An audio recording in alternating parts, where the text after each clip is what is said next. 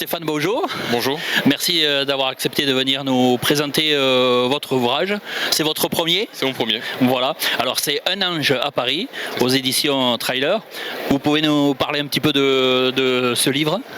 Alors ce livre, il parle d'un Louis, c'est un ancien militaire qui a vécu un moment traumatisant, une journée difficile, il a quitté l'armée, il a essayé de se reconstruire, mais il a un comportement autodestructeur. Suite à une énième soirée de beuverie, il provoque un accident. Et après cet accident, des phénomènes étranges viennent bouleverser sa vie. Il se retrouve propulsé en plein milieu d'une enquête. D'accord. Il rencontre une journaliste qu'il a l'impression de connaître. Et suite à ça, il devra faire face à son destin et comprendre ce qui lui arrive. Alors, vous parlez de l'armée parce que vous avez été dans l'armée, du côté de Castres. C'est ce qui vous a inspiré pour ce livre?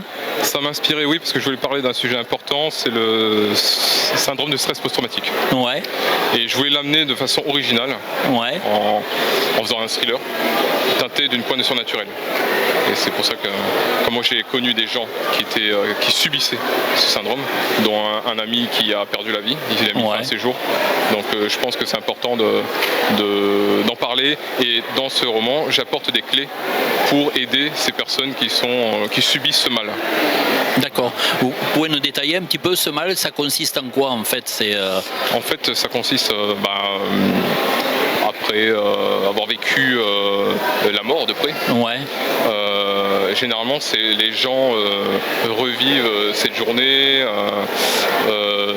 Alors, est-ce que c'est quelque chose qui se passe pendant la carrière de militaire ou après un arrêt? Alors, c'est pendant la carrière, mais ça peut arriver aussi aux civils, comme ceux qui ont vécu les attentats, ceux qui vraiment vivent la mort de près, ou qui voient des gens mourir. Et donc, je donne les clés parce que ces gens, c'est compliqué déjà de comprendre que la personne a ce syndrome de stress post-traumatique.